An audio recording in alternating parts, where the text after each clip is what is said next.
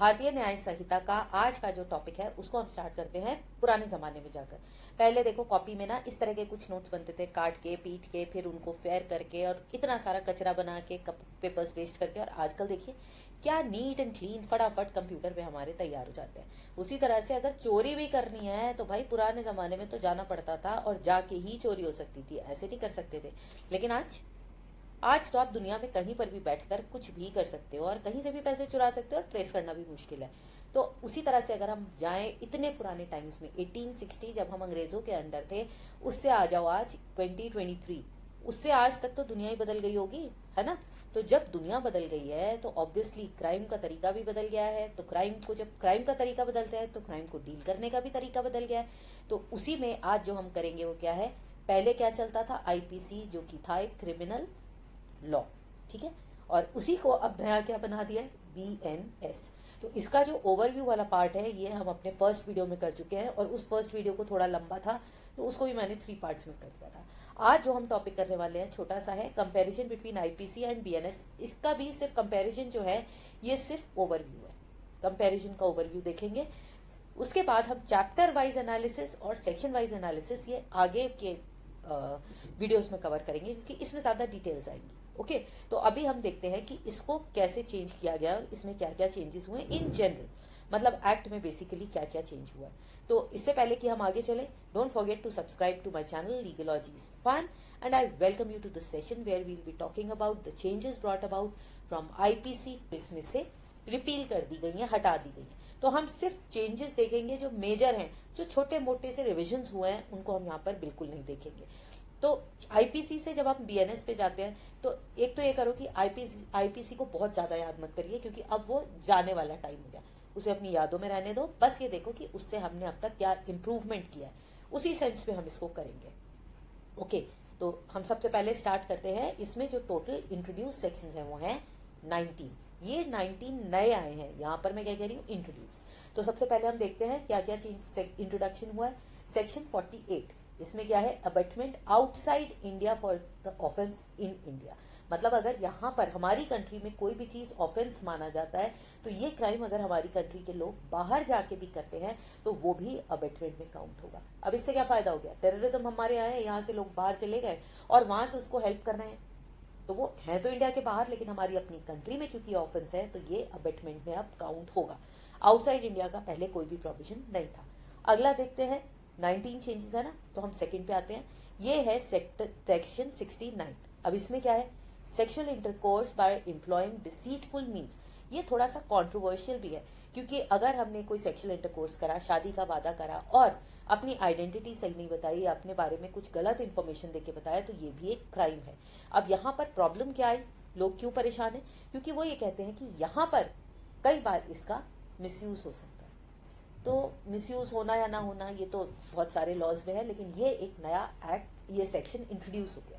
अब हम देखते हैं सेक्शन 86। अब सेक्शन 86 क्या है, ये है डेफिनेशन ऑफ क्रुएलिटी, जो कि पहले नहीं बताई गई थी, यहाँ पर उसको भी यहाँ पर बता दिया गया है, ठीक है, और इसको इंट्रोड्यूस भी कर दिया गया है। फिर हम नेक्स्ट पे चलते हैं, सेक्शन 95। यहाँ पर क्या है, हायरिंग, एम्प्लॉइंग और engaging a child to commit an offence. अब यहाँ पर एक तो आप देखो ये जेंडर न्यूट्रल है, बॉय या गर्ल, पहले सारी चीज़ें ऐसी होती थी, लेकिन अब आप देखो यहाँ पर कोई भी बॉय और गर्ल का कॉन्सेप्ट नहीं है। अगर आप चाइल्ड ट्रेड की भी बात करते हो, चाइल्ड एम्प्लॉयमेंट की भी बात करते हो, वहाँ पर भी अब चाइल्ड रह गया है, गर्ल वर्ल्ड नहीं आ रहा है। तो चाइल्ड कौन है, चाइल्ड वो है जो अभी 18 ईयर्स का नहीं हुआ है। तो हायरिंग भी मना है, ठीक है ना, चिल्ड्रंस का एम्प्लॉयमेंट तो हमारी कंट्री में मना ही है, इनको एम्प्लॉय नहीं कर सकते, हायर नहीं कर सकते। एक जो बहुत इंपॉर्टेंट पॉइंट आ रहा है वो है engaging a child to commit an offence. ये एक नया देखा जा रहा था ट्रेंड कि लोग क्या करते थे, पहले तो लोग बड़े मॉरल एथिक्स फॉलो करते थे, लेकिन अब क्या है कि आप क्राइम कर रहे हो, वो आपको पता है कि 18 ईयर्स से छोटा है, तो वो कहाँ चला जाएगा, जेजे एक्ट में, तो जुवेनाइल कोर्ट में जाएगा और उसको 3 साल से ज़्यादा का पनिशमेंट नहीं मिलेगा और वो भी रिफॉर्म होम में जाना होगा। और अगर कोई बहुत ही हीनियस क्राइम है तो 16 ईयर्स के अंदर हो सकता है, वो भी परमिशन लेके उसको नॉर्मल की तरह, एडल्ट की तरह ट्रायल पे लिया जाएगा। लेकिन यहाँ पर अब क्या हो गया है कि अगर आपने किसी चाइल्ड से ऑफेंस कराया है तो उसमें आपको पनिशमेंट मिलेगा और वो नॉर्मल जैसे अगर आपने क्राइम किया होता है तो उसी तरह से आपको पनिशमेंट मिलेगा। इन सेक्शन की डिटेल्स जो है जब हम सेक्शन वाइज करेंगे ना तब हम देखेंगे कि इनके अंदर मेन क्या है, लेकिन आप जो इंट्रोडक्शन नई नई चीज़ें होंगी हैं उनको ध्यान में रखो। फिर हम आते हैं सेक्शन 103 के सेकेंड वाले पार्ट पर। इसमें क्या है, पनिशमेंट फॉर मर्डर, और यहाँ पर आपका इंट्रोड्यूस होता है mob lynching, honour killing, hate crime. बस इसमें भी, लेकिन यहाँ पर भी थोड़ा सा अगर आप देखो तो कुछ लोगों ने क्वेश्चन मार्क लगाया, क्योंकि मॉब लिंचिंग में उन्होंने क्या किया है कि लोगों का बिलीफ माना है, एक 5 या 5 से ज़्यादा लोग अगर एक ग्रुप में किसी को मर्डर करते हैं तो वो होगा मॉब लिंचिंग। लेकिन उसमें उन्होंने एक पॉइंट ऐड नहीं किया है, वो क्या है, रिलीजन। तो इस पे अभी थोड़ा सा क्वेश्चन मार्क है, लेकिन ये एक्ट में इंट्रोड्यूस हो गया है और मॉब लिंचिंग अब एक क्राइम है, ऑफेंस है सेक्शन 103 में। ठीक है, फिर हम आते हैं 106 सेक्शन पार्ट 2। इसमें क्या है, कॉजिंग डेथ बाय नेग्लिजेंस।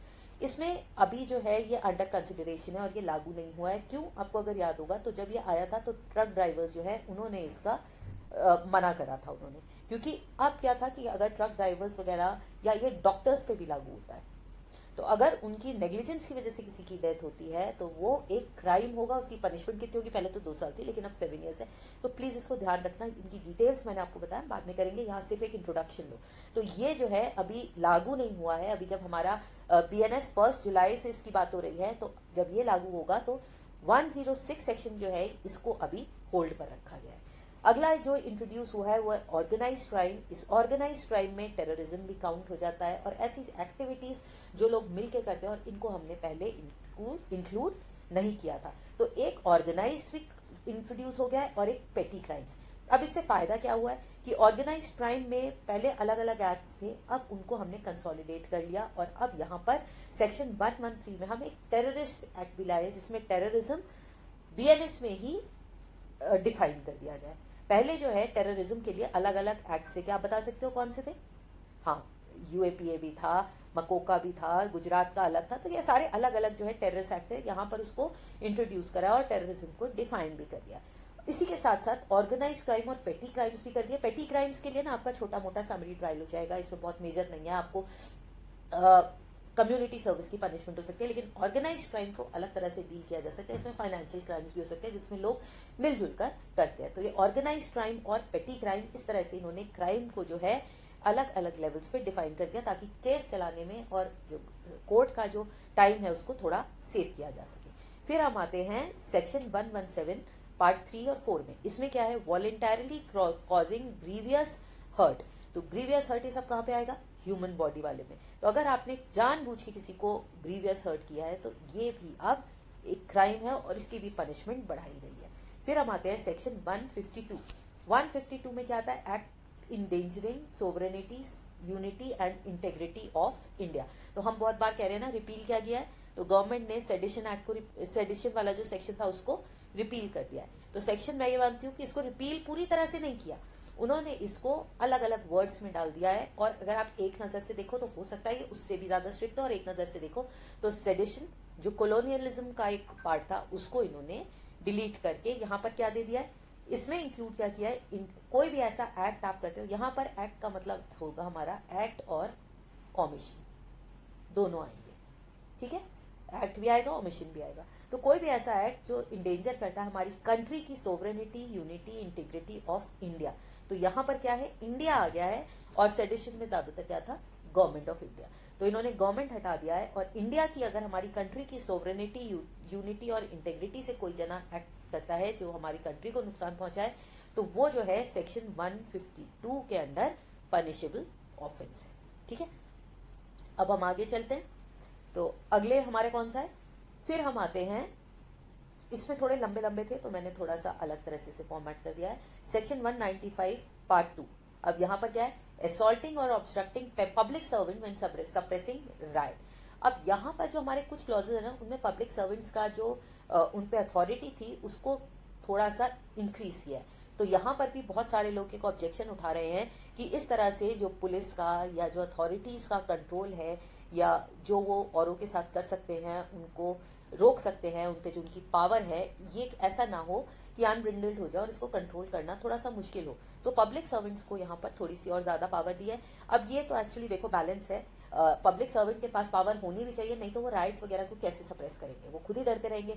लेकिन इसमें बैलेंस कैसे बना जाए, सारा खेल उसी का है कि ये बैलेंस आगे चल के बनता है नहीं, धीरे धीरे जब ये लागू होगा तो हम इसको भी देख पाएंगे। फिर हम आते हैं सेक्शन 226। इसमें क्या है, attempt to commit suicide to compel restrain exercise of lawful power. तो अब यहाँ पर आपको नोट करना है कि गवर्नमेंट ने क्या किया। अब हमारा पहले अगर आपको याद हो आईपीसी में अटेम्प्ट टू सुसाइड ये जो है क्राइम था।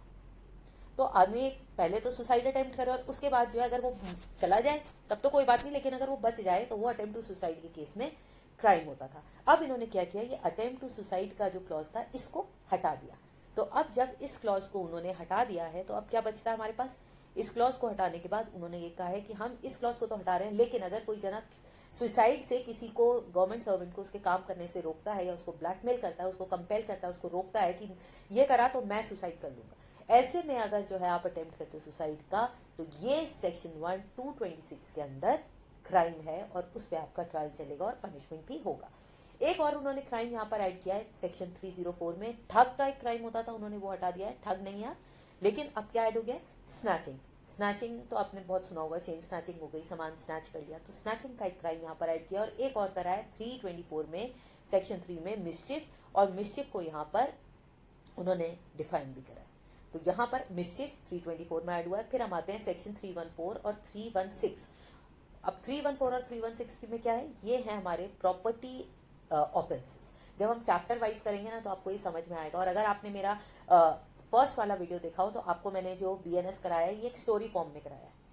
तो जब हम स्टोरी फॉर्म में करते हैं तो हमें फौरन याद आ जाता है कि प्रॉपर्टी वाला हमारा कौन सा चैप्टर था और उस चैप्टर में कहाँ आते हैं। तो चैप्टर जैसे आप प्रॉपर्टी का याद करोगे, मैंने वहां पर भी बताया था 3 सेंचुरी यहाँ पर पूरी होती हैं, वहीं पर हमारा प्रॉपर्टी ऑफेंसेस स्टार्ट होते हैं। तो 301 से आपकी प्रॉपर्टी ऑफेंसेस स्टार्ट होंगे, फिर उसके भी 2 चैप्टर्स हैं तो अलग अलग हैं। यहाँ पर हम बात कर रहे हैं 314 की। प्रॉपर्टी ऑफेंसेस में डिसऑनेस्ट मिसएप्रोप्रिएशन 314 और क्रिमिनल ब्रीच ऑफ ट्रस्ट, इसमें पनिशमेंट इंक्रीज किया है। क्यों किया है, क्योंकि जब आप क्रिमिनल ब्रीच ऑफ ट्रस्ट कर रहे हो, डिसऑनेस्ट मिसएप्रोप्रिएशन, एक तो इसके केसेस बहुत बढ़ रहे हैं और इसमें पनिशमेंट भी पहले बहुत कम था, तो ये केसेस भी बढ़ना है, इसकी इंटेंसिटी भी बढ़ती जा रही है। तो आप देखो कि अगर साइबर फ्रॉड भी होता है जिसको हम पहले सुनते भी नहीं थे, लाखों करोड़ों में हो रहा है। तो पहले तो करोड़ रुपए चुराने के लिए किसी को कितना सोचना पड़ता था, इतना तो बैंक रॉबरी पे नहीं मिलता था जितना एक बटन के क्लिक पे हो जाता है। तो इसलिए इसको करना बहुत ही इंपॉर्टेंट और बहुत अच्छा स्टेप है। अब हम आते हैं एक और चेंज पर जो इंट्रोड्यूस हुआ है, वो है सेक्शन 341, 3 और 4 सेक्शन, पार्ट 3 और 4। अब इसमें क्या है, मेकिंग और possessing counterfeit seal with the intent to commit forgery is also punishable. तो अगर हम बना रहे हैं या हम अपने पास एक काउंटरफीट सील रख भी रहे हैं और हमारा इंटेंशन क्या है, मेंस्ट्रिया तो याद है ना, अगर इंटेंशन ये है कि हम किसी को फ्रॉड करेंगे, कुछ गड़बड़ करेंगे, तो ये भी अब सेक्शन 338 में पनिशेबल है। ओके, अब अगला हमारा कौन सा है, सेक्शन 355 जो कि है डेफेमेशन। इस पे भी कुछ लोगों ने क्वेश्चन मार्क लगाया था। ये अगर आपको याद हो, मैंने पिछले वाले वीडियो में जब पॉजिटिव्स और नेगेटिव्स एनालाइज करे तो वहां भी था कि डेफेमेशन को वो चाहते तो एक सिविल सूट में कन्वर्ट कर सकते थे, पर 355 में अभी भी डेफेमेशन है और इसके लिए कम्युनिटी सर्विस दिया जा सकता है एज पनिशमेंट रादर देन कोई फाइल या कुछ और लगाया जाए। और क्या चेंज इंट्रोड्यूस हुआ है कि रिपील एंड सेविंग्स का जो क्लॉज है ये ऐड कर दिया गया है, जो कि आईपीसी में ऑब्वियसली नहीं था। तो रिपील किसको किया है, आईपीसी 1860, इसको रिपील करके अब हमारे पास नया क्या आ गया है, बीएनएस, जो कब से लागू होने की बात है, 1 जुलाई। ओके, तो ये थे हमारे जो नई नई चीजें इंट्रोड्यूस हुई हैं। इसके अलावा छोटी मोटी चीजें जो मैंने आपको पहले बताई थी वो हमारे पास हैं ही, कि हम अब जेंडर न्यूट्रल हैं। अब हमारे पास मेल, फीमेल और ट्रांसजेंडर तीनों हैं। चाइल्ड की डेफिनेशन प्रिसाइज है, लेकिन कहीं कहीं पर है, जैसे फीमेल्स के अगेंस्ट जो है आप उसे अगर उस पर क्राइम है, तो अगर आप फीमेल को चुरा के या उसको एंटाइज करके अगर ले जा रहे हैं तो जो भी एंटाइज कर रहा है वो तो मेल है। तो ऐसी कुछ जगहों पर अभी मेल और फीमेल का क्लॉज है, अदरवाइज ये जेंडर न्यूट्रल है, डेफिनेशंस क्लियर हैं, यूनिफॉर्म है। ये सारी ही चीजें आपको अब नए वाले में मिल जाएंगी। अब देखते हैं क्या क्या हटाया। कुछ चीजें तो हमने अभी पिछले वाले में देखी ली। सबसे पहला ये है कि इन्होंने सेक्शन 218 इसमें डेफिनेशन ऑफ इंडिया को ओमिट करा है। उसके बाद सेक्शन 124A जो बहुत ही कॉन्ट्रोवर्शियल क्लॉज था, सेडिशन को ओमिट किया, लेकिन इसको वर्डिंग्स थोड़े से बदलकर कि इसमें गवर्नमेंट था उसमें आपने कंट्री के अगेंस्ट करके थोड़े से इसको माइल्ड फॉर्म में करके इन्होंने रखा हुआ है, लेकिन सेडिशन एज इट इज हटा दिया है। फिर हम आते हैं सेक्शन 326 और 338, इसको भी हटा दिया गया है, जो था abetting in India the counterfeiting of Indian coins, import export of counterfeit coins और काउंटरफीट इंडियन कॉइन्स। ये पूरा सेक्शन इन्होंने रिमूव ही कर दिया है। इसके लिए फाइनेंशियल क्लॉजेस हमारे पास सफिशिएंट है। फिर हम आते हैं सेक्शन 264 और 267, ये जो टोटली इन्होंने रिपील करे हैं ज्यादातर ऐसे हैं जो गवर्नमेंट और कोर्ट्स या तो ये रिडंडेंट हो गए थे या कोर्ट्स इनको पहले ही मना कर रहा था। जैसे सेडिशन कोर्ट ने भी इनको एडवाइस किया था हटा दो। फिर मेकिंग और selling, possessing, fraudulent use of false weight and measure वाला पूरा सेक्शन जो है वो हट ही गया। फिर मैंने आपको अभी भी बताया ठग हटा दिया है, लेकिन इसकी जगह उन्होंने ऑफेंसेस में पेटी क्राइम्स और इस तरह की चीजें ऐड कर दी। सेक्शन 377 इसको भी कोर्ट ने पहले ही मना किया था ना, तो ये भी जब मना किया था, एडवाइस किया ही हुआ था, तो ये क्लॉज भी हट गया है। फिर सेक्शन 446 और 444, यहाँ पर मैंने 8 और 9 क्यों लिखा है, क्योंकि कई जगह 8 लिख रहे हैं और कई जगह 9 लिख रहे हैं। वो क्यों है, क्योंकि सेक्शन 444 भी है और 446 लर्किंग हाउस ट्रेसपास ये भी हटा दिया है, और night breaking house breaking by the night ये भी हटाई दिए हैं। ये रिडंडेंट है, इनको हम और सारे जो हमारे क्रिमिनल जो सेक्शंस हैं उनमें इंट्रोड्यूस कर ही सकते हैं। फिर हम आते हैं सेक्शन 497 अडल्ट्री, ये भी पूरी तरह से हटा दिया है। लेकिन एडल्ट्री हटाया तो है, लेकिन enticing another person's wife इसको उन्होंने अभी अलग वर्ड्स में ले जाकर माइल्ड से फॉर्म में अभी भी रखा हुआ है, पर एडल्ट्री एज सच इस क्लॉज को भी हटा दिया गया। तो हमने जो बिल्कुल नई चीजें इंट्रोड्यूस हुई हैं और जो पूरी की पूरी कट गई हैं, हमने यहाँ पर सिर्फ उन्हें डिस्कस किया है, और जो रिविजन्स हैं उनको तो हम देखते ही आ रहे हैं। अब जो हमने आपको अभी बताया उसमें एक बार और ये देख लेते हैं जो की चेंजेस हैं क्या। तो की चेंजेस आप देखोगे हर ही जगह आपको मिलेंगे। कंसोलिडेशन ऑफ प्रोविजंस किया हुआ है, ये जब हमने पॉजिटिव्स और नेगेटिव्स पिछले वाले वीडियो में किया था उसको हमने डिस्कस किया था। डेफिनेशंस जो है बहुत यूनिफॉर्म है, चाइल्ड की, विमेन की, जेंडर की, तब हम बता चुके हैं। पनिशमेंट्स एक हटा दी है, कौन सी हटाई है ये अब आप मुझे बताओ, और एक इंट्रोड्यूस की है, कौन सी की है ये भी बताना। इम्प्रिजनमेंट के टर्म्स और फाइन्स इनहेंस कर दिया, ये मैं आपको बार बार बता रही हूँ। अब तक अगर आपने वीडियोस देखे हैं तो मेरे ख्याल से आपको ये रट गए होंगे। अगर आपके पेपर में ऐसा कोई क्वेश्चन आता है आपको 1 मिनट भी सोचना नहीं पड़ेगा। Balance the reformative and deterrent approach, ये तो आपको यहीं से समझ में आ रहा है कि आईपीसी में था पीनल और यहाँ पर क्या है, न्याय। तो पीनल का मतलब होता है पनिशमेंट और न्याय का होता है जस्टिस। तो हम यहाँ किससे डील कर रहे हैं, जस्टिस से। फिर हम आते हैं अबेटमेंट और कॉन्स्पिरेसी, इसको भी आपको बताया, कंसोलिडेट किया है। ऑर्गेनाइज्ड क्राइम्स और पेटी क्राइम्स, टेररिज्म को पब्लिक स्टेट और पब्लिक ट्रैंक्विलिटी के अगेंस्ट ऑफेंसेस हुए हैं। समरी ट्रायल कुछ एक ऑफेंसेस में दिया गया है, किन किन में पॉसिबल है ये भी हम बताएंगे। ऑफेंसेस अगेंस्ट प्रॉपर्टी ये अलग चैप्टर बना दिया। Offences against women and children, offences against human body, इन सबको बिल्कुल प्रॉपरली कंसोलिडेट करके जो पूरे आईपीसी में ये फैले हुए थे अब इनको कंसोलिडेट करके एक जगह डाल दिया। कैसे डाला, consolidation of provisions. Section 358 sections हो गए हैं 511 की जगह। तो प्रॉपर्टी, अबेटमेंट, इन सबको कंपाइल कर दिया। जो अलग अलग जगह फैले थे मैं आपको पहले भी ये बता चुकी हूँ, एक तरह से ये रिविजन है। Definition and uniformity in language, इसमें child under the age of 18, mental illness, transgender, mentally ill के लिए भी पहले कभी अनसाउंड माइंड यूज होता था, इम्बेसाइल यूज होता था, तो ऐसे बड़े डेरोगेटरी से वर्ड्स थे उन सबको हटा दिया गया है। पनिशमेंट में क्या है, कम्युनिटी सर्विस जो है वो इंट्रोड्यूस करी है, मैंने तो आपसे वैसे कमेंट बॉक्स में लिखने को कहा था। Offences against human body, suicide, commit suicide हटा दिया है, लेकिन अगर सुसाइड को हम किसी और के लिए यूज कर रहे हैं काम से रोकने के लिए तो वो अभी भी काउंट होगा। ऑर्गेनाइज क्राइम्स और टेररिस्ट एक्ट मैंने आपको बताई दिया है, इनको हमने क्रिमिनलाइज कर दिया है। और जनरल क्रिमिनल स्टैट्यूट जो है वो पहली बार आया है, ये पहला ऐसा कुछ नहीं था, हर स्टेट का अलग अलग था। इम्प्रिजनमेंट टर्म्स और फाइन्स इंक्लूड हो गए, बताया। ऑफेंसेस अगेंस्ट चिल्ड्रन ये भी बिल्कुल कंसोलिडेट किया गया है चैप्टर 5 में, और इसको बहुत इंपॉर्टेंस दी गई है, ह्यूमन बॉडी से पहले रखा गया है इस चैप्टर को, चैप्टर 5 को। तो जेंडर न्यूट्रल कर दिया गया है, लेकिन परपिट्रेटर के लिए ये अभी जेंडर न्यूट्रल उतना नहीं है। Offences against state and public tranquillity, इसमें सेडिशन हटा दिया गया है, फॉल्स न्यूज का एक्ट ऐड किया गया, और ये बहुत ही इंपॉर्टेंट था। ये जो फेक न्यूज है जिसकी वजह से राइट्स इतने ज्यादा हो जाते हैं, इन सबको offences against state and public tranquillity में लिया गया है। बैलेंस द रिफॉर्मेटिव एंड ये मैंने आपको बता दिया। ऑफेंसेस अगेंस्ट प्रॉपर्टी, इसमें थेफ्ट को इंक्लूड किया है, इसमें थेफ्ट जो इंक्लूड किया है इसमें व्हीकल भी लिया गया है, छोटी मोटी चीजें भी ली गई हैं, अलग अलग चीजों को इंक्लूड किया है। और कॉर्पोरियल प्रॉपर्टी हटाकर इसमें सिर्फ प्रॉपर्टी लिखा है, तो इसमें इनटैंजिबल प्रॉपर्टी को भी इंक्लूड किया है। इसमें आइडल स्नैचिंग और गवर्नमेंट की ऐसी जो भी गवर्नमेंट की प्रॉपर्टी है उसको भी इंक्लूड किया, और इनटैंजिबल कॉपीराइट, पेटेंट्स, इन सबको भी इंक्लूड किया है।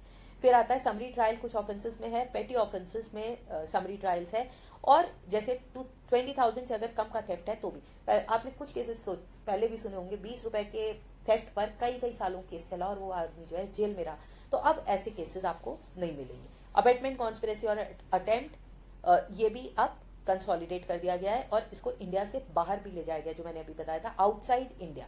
अब पनिशमेंट्स के बारे में क्या है, पब्लिक सर्वेंट अनलॉफुली, अगर ये छोटे वो पनिशमेंट्स हैं जिसमें आप कम्युनिटी सर्विस दे सकते हो। पब्लिक सर्वेंट अगर कोई अनलॉफुली ट्रेड में एंगेज कर रहा है, अगर आप किसी सम्मान आपको हुआ था और उसके जवाब में आप नहीं गए हो, सुसाइड अटेम्प्ट करने की कोशिश कर रहे हो, आप ब्लैकमेल करते हो, पेटी थेफ्ट 5,000 से कम के, misconduct in public place by drunken person, deformation, ये जो सारी चीज़ें हैं ये समरी सर्विस कम्युनिटी सर्विस में आ जाएगी। तो आईपीसी 1860 बिल्कुल प्रॉपर ये यहाँ पर टैबुलेशन है और इससे आपको बिल्कुल अब याद हो जाना चाहिए कि इसमें क्या क्या है। इनैक्टेड आईपीसी जो था वो 1860 में इनैक्ट हुआ था। कितने साल हो गए हैं अब आप देखो, ऐसा 200 साल बाद ही बदलोगे क्या? तो अब 2023 में भारतीय न्याय संहिता आ गया है जो कि मॉडर्न है, रिफ्लेक्टिव है। आईपीसी का ब्रॉडर फोकस जो था वो ऑफेंसेस पे था, लेकिन यहाँ पर जस्टिस पे है। न्याय लिखा है ना, तो जस्टिस पर है। यहाँ पर कम्युनिटी सर्विस का कोई भी ऑप्शन नहीं था, लेकिन यहाँ बीएनएस में आपके पास कम्युनिटी सर्विस है। छोटे छोटे ऑफिसेस के लिए क्या दिया जा सकता है? पब्लिक स्पेसेस को साफ करो, कम्युनिटी सेंटर्स में काम कर लो, किसी पेड़ लगा दो, इस तरह का कुछ भी हो सकता है। Focused on deterrence through imprisonment and fines. Rehabilitation पे ध्यान नहीं था, लेकिन यहाँ पर फाइन्स और इम्प्रिजनमेंट को रिवाइज किया गया है, कहीं पर बढ़ाया गया है और कहीं पर जैसे पेटी क्राइम्स है वहां पर घटा दिया गया है, लेकिन जो मेजर क्राइम्स हैं, टेररिज्म वगैरह है, इसमें बढ़ा दिया गया है। ठीक है, फिर हम आते हैं सेक्शन 124 पर, सेडिशन। मैं आपको पहले बता चुकी हूँ, यहाँ पर था ये जो है हमें कंट्रोल में, इंडियंस को कंट्रोल में रखने के लिए कोलोनियलिज्म का एक निशानी थी, इसको हटा दिया गया है, सेडिशन रिमूव कर दिया गया है। लेकिन यहाँ पर किसको पेनलाइज किया गया है? अगर हम नेशनल यूनिटी और कंट्री के अगेंस्ट कोई काम करते हैं, और वो होना भी चाहिए। अंडर आईपीसी पहले जजेस के पास लिमिटेड डिस्क्रिशन था कि अगर हाँ ये एक इम्पॉर्टेंट है, डिस्क्रिशन था कि अगर कोई डेथ पेनाल्टी जिसको लाइफ इम्प्रिजनमेंट हुआ है, अगर वो किसी और का मर्डर कर देता है तो जज के पास लिमिटेड डिस्क्रिशन था और वो सिर्फ डेथ पेनाल्टी दे सकता था। ये मैंडेटरी था, लेकिन अब ये जो है डेथ पेनाल्टी के लिए थोड़ी सी फ्लेक्सिबिलिटी हो गई है। और अगर कोई लाइफ इम्प्रिजनमेंट वाला जना फिर से किसी का मर्डर कर दे, या फिर age, mental status, mental illness, इन सबको ध्यान में रखते हुए जज जो है इसको मैंडेटरी डेथ सेंटेंस को हटाकर वहां पर क्या कर सकता है? Life imprisonment. और ये भी कर सकता है लाइफ इम्प्रिजनमेंट जितने भी साल हो जना जिंदा। ठीक है, तो ये आपका बेसिकली सारा ओवरव्यू है, इन दोनों में क्या क्या डिफरेंसेस हैं। ये सेक्शन वाइज आईपीसी और बीएनएस का ये ऐसे मैंने पूरा टेबल बनाया है, इसको हम अगली क्लास में चैप्टर वाइज डिस्कस करेंगे और उसके बाद हम सेक्शन वाइज करेंगे। तो फिर से एक बार, हमारे जो न्यू 3 लॉज आए हैं, 3 कौन से आए हैं? हमारे तीनों रिप्लेस हो गए हैं, आईपीसी, सीआरपीसी और इंडियन एविडेंस एक्ट। इन सबको हम अपने चैनल पे डिटेल्स में करेंगे, लेकिन इसे खत्म करने से पहले don't forget to like, subscribe and share the channel. Notification bell भी बजा देना ताकि मेरे वीडियोस आप तक आते रहें। रेगुलरली हम इसको पूरा कवर करेंगे और ऐसे करेंगे कि आपको आसानी से याद हो जाए। एक काम और करना, जब भी आप करो अपने पेपर पेन साथ में लेके बैठो, अपने नोट्स बनाते जाओ। इसकी जो आपकी स्लाइड्स हैं इनकी स्क्रीनशॉट ले लो और उसके नोट्स बनाते जाओ। ठीक है, तो उस तरह से आपके नोट्स भी हो जाएंगे और साथ के साथ रिविजन भी हो जाएगा। So see you in the next video, till then bye bye.